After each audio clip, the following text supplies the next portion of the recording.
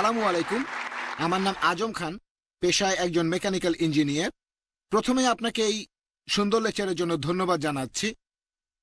এখন আমার প্রশ্ন হলো, পানি এই জিনিসটাকে বিভিন্ন ভাষায় বিভিন্ন নামে ডাকা হয়। যেমন ইংরেজিতে বলা হয় ওয়াটার, হিন্দিতে পানি, তারপর তামিল ভাষায় তানি।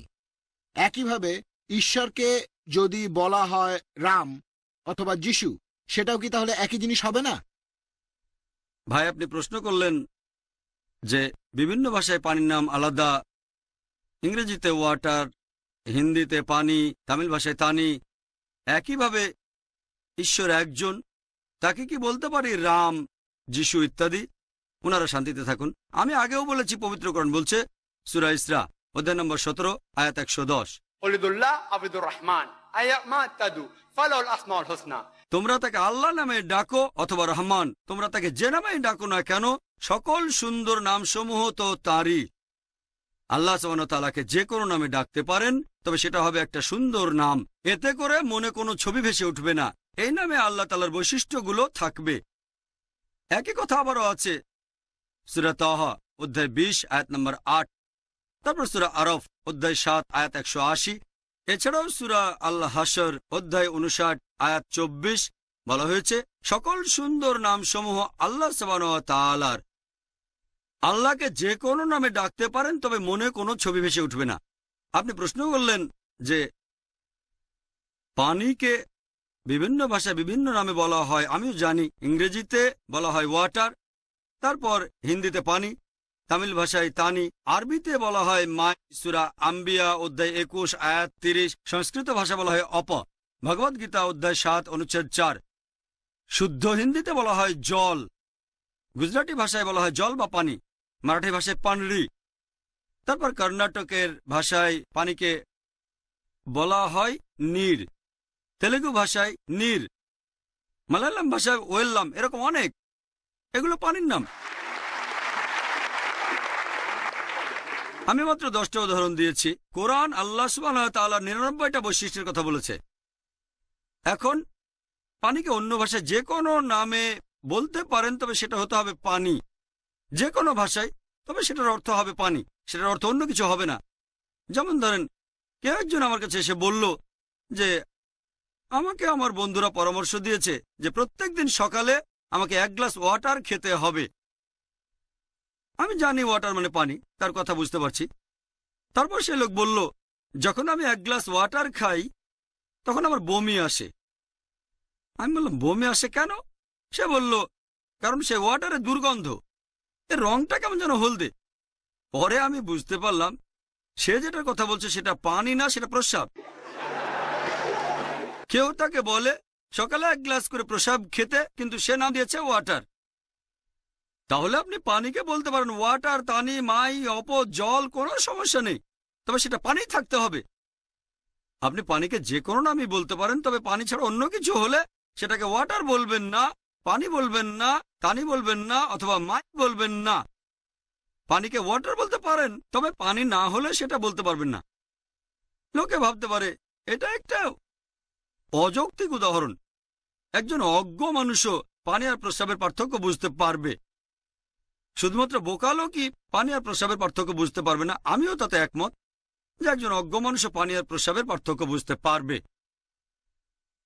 একইভাবে যারা সর্বশক্তিমান ঈশ্বর সম্পর্কে জানে সঠিক ধারণাটা, তারা বলে যারা নকল ঈশ্বরের ইবাদত করে তারা শুধু অজ্ঞ না, তারা বোকাও।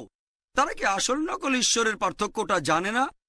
যে কোনো নাম দিতে পারেন, সত্যিকারের ঈশ্বর হলে তার নামে ডাকবেন। যদি সত্যিকারের ঈশ্বর না হয়, নকল ঈশ্বর যদি ডাকেন, সেটা কি বোকামি না? অবশ্যই বোকামি। যেমন ধরেন, যদি আপনি কিছু স্বর্ণ কিনতে চান, এক লোক হয়তো আপনার কাছে স্বর্ণের গহনা বিক্রি করবে। সে আপনাকে বলল এটা একেবারে 24 ক্যারেট স্বর্ণ। আমরা জানি স্বর্ণ ইংরেজিতে বলা হয় গোল্ড, আরবিতে এটা জাহাবা, আমরা সবাই এটা জানি। আপনিও যদি জানেন যে স্বর্ণ ইংরেজিতে সেটা গোল্ড, তারপরে তখনই কিনবেন না। আপনি যাচাই করবেন সে যে বলেছে এটা 24 ক্যারেট স্বর্ণ, সেটা আসলে 24 ক্যারেট স্বর্ণ কি না। শুনে কিনে ফেলবেন না। আপনি কি করবেন? স্বর্ণকারের কাছে যাবেন, আর যাচাই করে দেখবেন আসলে 24 ক্যারেট স্বর্ণ আছে কি না। যাচাই করবেন কষ্টি পাথর দিয়ে। আমি আগে কষ্টি পাথরের উদাহরণ দিয়েছি। স্বর্ণকার আপনাকে বলবে এটা নকল, যদিও গহনাটা চকচক করছে, তবে চকচক করলে শব্দ শোনা হয় না। আপনি কেনার আগে যাচাই করে দেখবেন যে সেটা আসলেই স্বর্ণ কি না। কেন? কারণ এটার জন্য দাম দিতে হবে। আপনি টাকা হারাতে চান না, কারণ হয়তো খরচ হবে 1000 বা 10,000 টাকা, দাম আছে। একই কাজ কেন করছেন না যখন কেউ বলছে এটা ঈশ্বর? আপনি কষ্টি পাথর দিয়ে যাচাই করে দেখেন। কষ্টি পাথরটা কি? সূরা ইখলাস অধ্যায় নম্বর 112 আয়াত 1 থেকে 4 বলা হয়েছে, কুল হুয়াল্লাহু আহাদ, বলো তিনি আল্লাহ এক অদ্বিতীয়। আল্লাহুস সামাদ, আল্লাহ তিনি সার্বভৌম চিরস্থায়ী। লাম ইয়ালিদ ওয়া লাম ইউলাদ, তিনি কখনো জন্মাননি, কাউকে জন্ম দেননি, ওয়া লাম ইয়াকুল লাহু কুফুয়ান আহাদ। এবং তার সমতুল্য কিছুই নেই। যদি কেউ বলে এই ঈশ্বর, প্রথমে তাকে যাচাই করে দেখেন কষ্টি পাথর দিয়ে আসলে ঈশ্বর কি না। যদি সে এই শর্তগুলো পূরণ করে, তাহলে আমাদের মুসলিমদের তাকে সর্বশক্তিমান ঈশ্বর বলে মেনে নিতে কোনো আপত্তি থাকবে না। যেমন ধরেন কোনো একজন পাগল, সে বলল যে মুহাম্মদ সাল্লাল্লাহু আলাইহি সাল্লাম তিনি সর্বশক্তিমান ঈশ্বর। কোন পাগল যদি কথা বলে, আমরা মুসলিমরা আমাদের নবীজি সাল্লাল্লাহু আলাইহি সাল্লামকে ভালোবাসি, তাকে ভালোবাসি, তার জন্য যে কোনো কিছু করতে পারি, তাকে মান্য করি। এমনকি অমুসলিমরাও, মাইকেল এইচ হার্ট একটা বই লিখেছেন, পৃথিবীর ইতিহাসে 100 জন প্রভাবশালী ব্যক্তি, সেখানে 1 নম্বর আছেন সর্বশেষ চূড়ান্ত নবী মুহাম্মদ সাল্লাল্লাহু আলাইহি সাল্লাম। তারপরও, এত কিছুর পরেও আমরা কষ্টি পাথর ব্যবহার করব। সূরা ইখলাস। আমরা নবীজিকেই সবচেয়ে শ্রদ্ধা করি, পৃথিবীর সব মানুষের চেয়ে বেশি, তারপরও তাকে কষ্টি পাথর দিয়ে যাচাই করবো। সূরা ইখলাস। কুল হুয়াল্লাহু আহাদ, বলো তিনি আল্লাহ এক অদ্বিতীয়। মুহাম্মদ কে এক অদ্বিতীয়? আল্লাহ তাকে শান্তিতে রাখুন। অনেক নবী রাসূল পাঠিয়েছেন আল্লাহ, তিনি একমাত্র রাসূল নন। আমরা মানি তিনি সর্বশেষ চূড়ান্ত নবী। পবিত্র কোরআন বলছে আমরা সব রাসূলকে বিশ্বাস করব। নবী রাসূলদের প্রতি এই বিশ্বাসে কোনো বিভেদ আনা যাবে না। দ্বিতীয়টা হচ্ছে আল্লাহুস সামাদ, আল্লাহ তিনি সার্বভৌম চিরস্থায়ী। আমরা জানি আমাদের নবীজি মুহাম্মদ সাল্লাল্লাহু আলাইহি সাল্লাম একজন মহান পুরুষ ছিলেন, কিন্তু তিনি সার্বভৌম চিরস্থায়ী নন। তিনি কঠোর পরিশ্রম করেছেন। তার জীবনী পড়লে জানবেন নবীজিকে পাথরও মারা হয়েছে। তিনি আল্লাহর কাছে দোয়া করেছেন, তিনি সার্বভৌম চিরস্থায়ী নন। তৃতীয় পরীক্ষা হচ্ছে লাম ইয়ালিদ ওয়া লাম ইউলাদ, তিনি কখনো জন্মাননি, কাউকে জন্ম দেননি। আমরা জানি নবীজি মক্কায় জন্মেছিলেন, তার বাবা ছিল, মাও ছিল, তাদের নাম ছিল আব্দুল্লাহ আর আমিনা। তার বাবা মা ছিল, তার সন্তানও ছিল। ফাতিমা রাদিয়াল্লাহু আনহা, ইব্রাহিম রাদিয়াল্লাহু আনহু সন্তান ছিল।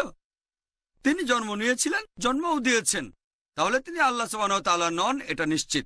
যদিও আমরা মুসলিমরা আমাদের নবীজিকে ভালোবাসি, নবীজিকে আমরা শ্রদ্ধা করি, কোন মুসলিম স্বাভাবিক অবস্থায় এটা কখনোই বলবে না যে মুহাম্মদ সাল্লাল্লাহু আলাইহি সাল্লাম হলেন ঈশ্বর, কখনো না।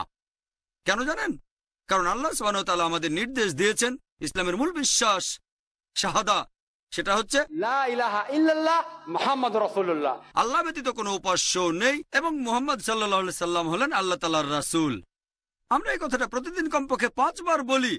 আযানের সময়, ইকামতের সময়, নামাজের আগে আমরা সব সময় বলি আল্লাহ ব্যতীত কোনো উপাস্য আমাদের নেই এবং মুহাম্মদ সাল্লাল্লাহু আলাইহি সাল্লাম হলেন আল্লাহ প্রেরিত রাসূল, তিনি আল্লাহ তাআলার ভৃত্য। তাহলে আল্লাহ ব্যতীত অন্য যে কেউ, তাকে হয়তো আমরা অনেক ভালোবাসি, তারপর আমরা তাকে আল্লাহর পাশে বসাবো না। তাহলে আপনি অন্য যাকে ঈশ্বর বলে ডাকছেন তাকে কষ্টি পাথর ব্যবহার করেন। হতে পারে যিশু, হতে পারে রাম, হতে পারে কৃষ্ণ, অথবা সেটা বুদ্ধ, অথবা হয়তো মহাবীর। কষ্টি পাথর ব্যবহার করেন। আপনাদের তো কষ্টি পাথর দিয়েছি। শেষ বিচারের দিনে আমি আল্লাহর কাছে শাহাদা দিতে পারবো, এখানে যে হাজার হাজার মানুষ আছেন আমি তাদের দেখিয়েছি কষ্টি পাথর ব্যবহার করা। আপনি যে ঈশ্বরের উপাসনা করেন, আপনি যে ঈশ্বরের ইবাদত করেন, সেই ঈশ্বরকে কষ্টি পাথর দিয়ে যাচাই করেন। যদি সে এই পরীক্ষায় পাশ করে যায়, আমিও মানব তিনি সর্বশক্তিমান ঈশ্বর। যদি পাশ না করে, তাহলে তাকে ঈশ্বর বলে ডাকতে পারবেন না। আশা করি উত্তরটা পেয়েছেন।